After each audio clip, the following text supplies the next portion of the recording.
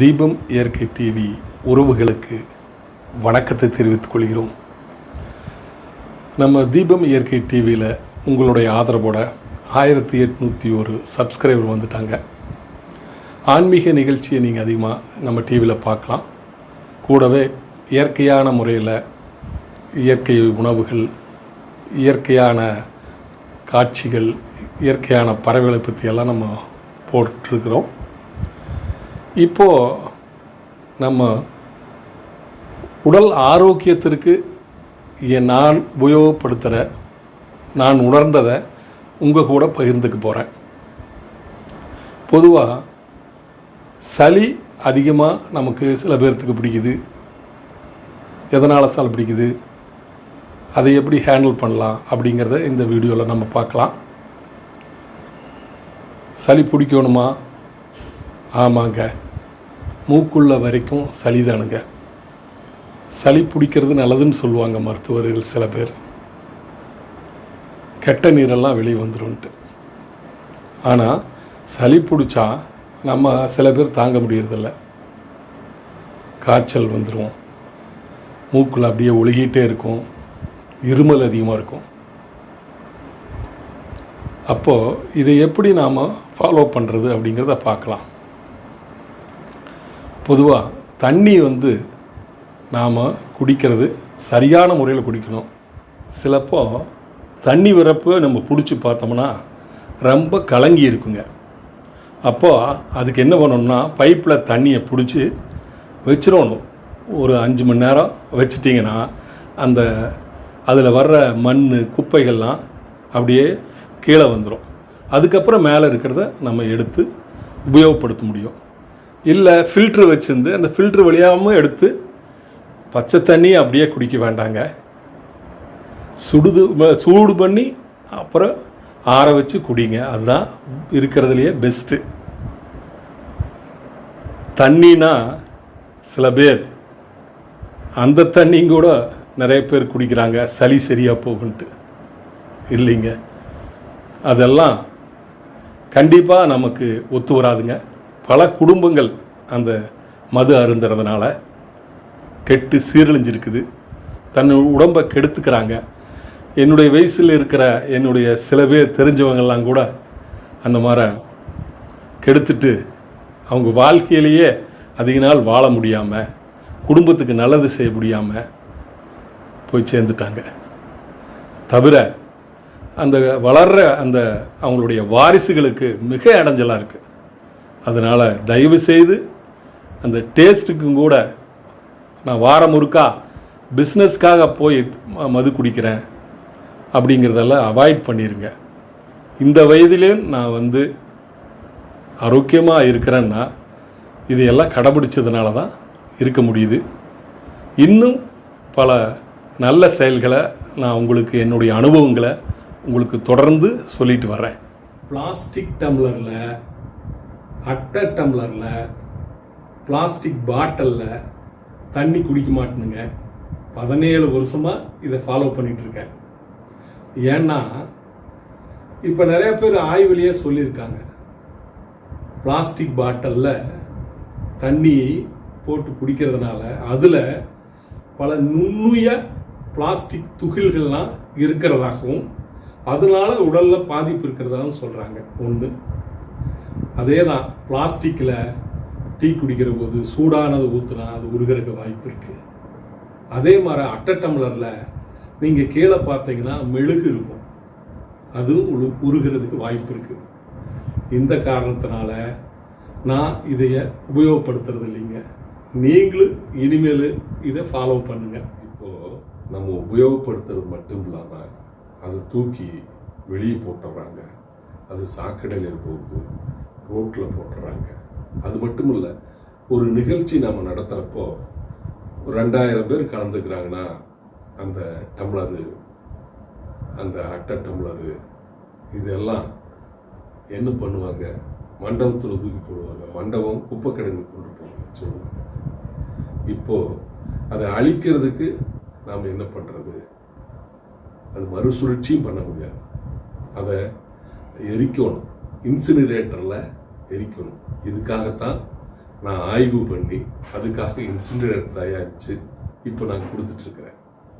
நம்ம இன்சினரேட் பண்ணால் அதில் எரிஞ்சு கார்பன் இல்லாமல் மாசு இல்லாத வெளியே போக போகுது. இருந்தாலும் நம்ம இந்த பூமியில் மாசை குறைச்சி பசுமையை உருவாக்குறதுக்கான முயற்சியை ஒவ்வொருத்தர் எடுக்கணும். எங்கூட பழக்கிறவங்களுக்கு இது நல்லா தெரியுங்க. நான் என்னுடைய பேக்கில் ஒரு சில்வர் டம்ளர் வச்சுருப்பேன். ஏதாவது ஃபங்க்ஷனுக்கு போனாலே அந்த டம்ளர் எடுத்துகிட்டு போய் அதில் தான் குடிப்பேன். இது நல்ல பழக்கம் இல்லை, நீங்களும் ஃபாலோ பண்ணுங்கள். நல்லா தண்ணியை பாயில் பண்ணி நல்லா கொதி நிலைக்கு வர்ற மாதிரி பாயில் பண்ணி ஆற வச்சு நம்ம தனியாக குடிக்கிறது நல்லது. நான் அப்படி தான் பண்ணுறேன். கார்லேயே நான் போகிறபோது எடுத்துகிட்டு போயிடுவேன் சுடுதண்ணி, அதைத்தான் குடிப்பேன். வேறு எங்கேயும் தண்ணி குடிக்கவே மாட்டேன். ஏன்னா சில பேர் தண்ணி சுடுதண்ணி கொடுக்குறேன்னு சொல்லி கொஞ்சம் சூடு பண்ணி கொண்டு வந்துடுவாங்க. அது தவறு. அது மட்டும் இல்லை, பச்சை தண்ணியில் நிறையா பாக்டீரியாக்கள் இருக்கிறதுனால எனக்கு ஒத்து வர்றதில்லை. அதனால் நான் யோகா கற்றுட்ருக்கிற போது சொல்லியிருக்காங்க சுடுதண்ணி குடிக்கிறது நல்லதுன்னு. அதை தான் நான் ஃபாலோ பண்ணிட்டு வர்றேன். அப்புறம் சில காய்கறிகள் பழங்கள்லாம் நம்ம சாப்பிட்ற போது நீர் ஆகாரமாக வர்ற பழங்கள் சிலதுனால நம்மளுக்கு சளி பிடிக்கலாம். ஆரஞ்சு, தர்பூசணி பழம், சாத்துக்குடி அந்த மாதிரி ரொம்ப புளிப்பு இருக்கிறது சாப்பிட்டா சளி பிடிக்கலாம். சில பேருக்கு இந்த தூசு அலர்ஜியாக இருக்கிறனால வீடு க்ளீன் பண்ணுற போது, கார் க்ளீன் பண்ணுற போது உள்ளே போச்சுன்னா சளி பிடிக்கலாம். முதல்ல சளி பிடிக்கிற ஃபீலிங் எப்படி வரும்னா அப்படியே தொண்டையில் கட்டுற மாதிரி இருக்கும். அப்புறம் அப்படியே விட்டோம்னா அது கொஞ்சம் அப்படியே காய்ச்சல் வந்த மாதிரி ஆயிடும். நம்மளுக்கே ஒரு உணர்வுலேயே நம்ம உணர முடியும். சளி பிடிச்சாலே வேறு மருந்தெல்லாம் நம்ம எடுக்கிற போது தூக்கம் அதிகமாக வரும். இதையே நாம் சில விக்ஸு அந்த மாதிரி அதெல்லாம் உள்ள எடுத்துட்டு சில நாளெல்லாம் இருந்திருக்கேன். பட் இப்போ எப்படி இருக்குன்னா அந்த சளி பிடிக்கிற மாதிரி உணர்ந்தான் வெளியே போய் சாப்பிட்டு வர்றப்போ, இப்போது பாக்கு மட்டையில் தான் சாப்பிடுவோம், வெளியே போனால் இலையில சாப்பிடுவோம். அப்போது அந்த சாப்பிட்ற போது நமக்கே தெரியாமல் அந்த பாக்கு மட்டையிலே சில தூசுகள்லாம் இருக்கும். நான் என்ன பண்ணுவேன்னா பாக்கு மட்டை எடுத்துகிட்டு போய் கழுவிட்டு வந்து தான் அதில் உணவு வாங்குவேன். அது ஒரு பழக்கம் வச்சுருக்கிறேன். தவிர தயிர், மோர் இதில் ஏதாவது பதார்த்தம் செஞ்சுருந்தாங்கன்னா அது கூல் பண்ணி ஊற்றுவாங்க. அப்போது அதுவும் சளி பிடிக்கிறதுக்கு வாய்ப்பு இருக்குது. ஐஸ்கிரீம் சாப்பிட்றதுனால சளி பிடிக்கிறதுக்கு வாய்ப்பு இருக்குது. இதையெல்லாம் நான் அவாய்ட் பண்ணிடுறோம். தயிரே ஊற்றிக்கிறது இல்லைன்னு பாருங்களே, மோர் பண்ணி ஊற்றிக்கிறோம். இப்போது இந்த மாதிரி நம்ம வெளியே சாப்பிட்டு வரும்போது நம்மளுக்கு உணர்வில் ஃபீல் பண்ணி பார்க்க முடியும். சளி பிடிக்கிற மாதிரி இருக்குது, இருமல் வரும், தும்மல் வரும். அந்த சமயத்தில் சும்மா ஒரு டம்ளரில் சுடுதண்ணி எடுத்து ஒரு அரை டம்ளர் சுடுதண்ணி இருந்தால் போதும். இல்லைன்னா முழு டம்ளர் எடுக்கிறனால எடுத்துக்கலாம். அதை 2 முறை நம்ம உபயோகப்படுத்த முடியும். அதில் ஒரு கைப்பிடி கல்லுப்பு போடணும். ஒரு சிட்டிகை மஞ்சத்தூள் போட்டுக்கலாம். அதை நல்லா ஆற்றுனோம்னா கல் உப்பெல்லாம் கரைஞ்சி உப்பாக இருக்கும். அதைய நம்ம வாயில் ஊற்றி காகிள் பண்ணணும். காகிள் பண்ணி துப்பிட்டோம்னா அந்த சளி பிடிக்கிற மாதிரி இருக்கிறது அப்படியே சரியாயிடும். இது நான் கடைப்பிடிச்சிட்டு வரேன். இது கரெக்டாக வருதுங்க. அது மட்டும் இல்லை, நம்ம தண்ணி குடிக்கிறதே கவனமாக குடிக்கணுங்க. வெளியே ஹோட்டல்லையோ வெளியே வேறு ஏதாவது உறவினர் வீட்லேயோ மற்ற இடங்களில் சாப்பிட்றபோது சுடுதண்ணி தான் வாங்கி குடிக்கணும். அதுவும் சாப்பிட்றதுக்கு அரை மணி நேரத்துக்கு முன்னாடி தண்ணி குடிக்கலாம். நம்ம உணவு எடுத்ததுக்கப்புறம் அரை மணி நேரம் கழித்து தான் நம்ம சாப்பிடணும், தண்ணி எடுத்துக்கணும். ஏன் அப்படின்னா நம்ம பசி எடுக்கிற ஃபீலிங் வருது பாருங்க. அப்போது நம்ம குடலில் ஒரு அமிலம் சுரக்கும், ஒரு நொதி, அதுதான் நமக்கு பசி எடுக்கிற ஃபீலிங்கை கொண்டு வருது. அது பேர் ஆசிட். ஆசிட்னால் தெரியுமா, அரிக்கக்கூடியது. அப்போ தான் நம்ம போடுற உணவை அரிச்சிடும். அந்த உணவை அப்படி நாம் அந்த ஆசிட் சுரக்கிற போது நம்ம தண்ணி குடித்தா என்ன ஆகுனா, ஆசிட் லிக்விட் ஆயிரும், அதனுடைய வீரியத்தன்மை குறைஞ்சிரும். அதனால தான் நிறைய பேர் இது உணர்ந்தவங்க சித்த மருத்துவர்கள்லாம் சொல்லுவாங்க, தண்ணி குடிக்கிற போது சாப்பிட்றதுக்கு முன்னாடி அரை மணி நேரத்துக்கு முன்னாடி தண்ணி குடிக்கணும்னு சொல்லுவாங்க. இப்படி நம்ம இதை கடைப்பிடிச்சிட்டு வந்தோம்னா கண்டிப்பாக நம்ம உடல் ஆரோக்கியமாக இருக்குங்க. நான் இந்த வயதிலும் இதை கடைப்பிடிக்கிறதுனால ஆரோக்கியமாக இருக்கிறேன். நீங்களும் அதுபோல் முயற்சி செஞ்சு பாருங்கள்.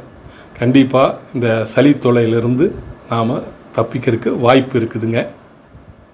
இது மருத்துவராக நம்ம நினைக்க வேண்டாம். இது ஒரு அனுபவசாலியாக நினச்சி இதை சொல்கிறேன். ஏன்னா நம்ம கடந்து வந்த பாதையில் பல சிரமங்களை பார்த்துருக்குறோம். அந்த சிரமங்களெல்லாம் இல்லாமல் இந்த வயதிலும் நம்ம ஆரோக்கியமாக இருக்கணும்னா இதையெல்லாம் கடைப்பிடிச்சோம்னா கண்டிப்பாக நம்ம ஆரோக்கியமாக இருக்க முடியும். இதுபோல் ஆரோக்கியத்திற்காக சில வீடியோக்களை போடலான்ட்டு இருக்கேன். நீங்கள் ஆதரவு கொடுத்தீங்கன்னா தொடர்ந்து இதுபோல் என்னுடைய அனுபவங்களை உங்களுடைய பகிர்ந்துக்குவேன். ஒரு மனிதன் ஆரோக்கியமாக இருந்தால் தானுங்க நம்ம மாதிரி வயசானவங்க அவங்களுடைய அனுபவத்தை நம்ம பேர குழந்தைகளுக்கு, பையன்களுக்கு, நம்ம உறவுகளுக்கெல்லாம் இது மாதிரி சொல்ல முடியுங்க.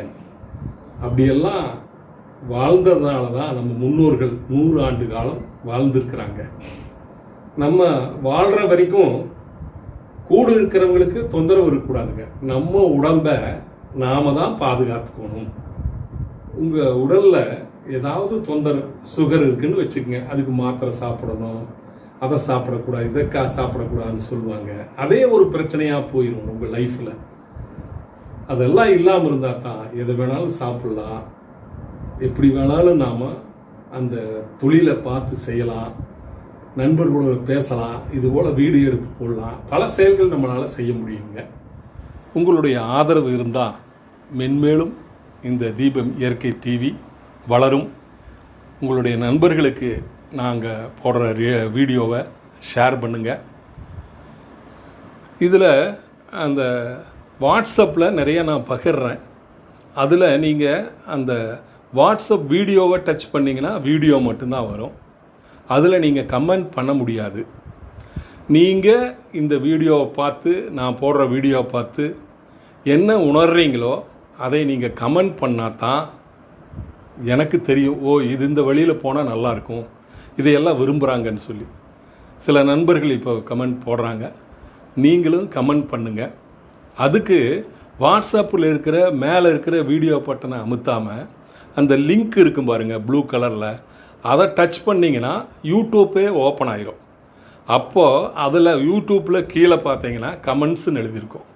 அதில் உங்களுக்கு தெரிஞ்ச உணர்வு, சும்மா ஒரு கும்பிட்ற மாதிரி ஒன்று, இல்லை பூ போடுறது, இல்லை நல்லா இருக்குது, இல்லை குட்டு, வெரி குட்டு, இல்லை இது கொஞ்சம் நல்லா சேஞ்ச் பண்ணிக்கங்க அப்படிங்கிற கமெண்டெல்லாம் நீங்கள் போட்டிங்கன்னா நம்ம இன்னும் இந்த துறையில் நல்லா சாதிக்கிற மாதிரி நல்ல நல்ல வீடியோக்கள் போடுற மாதிரி பண்ண முடியும்.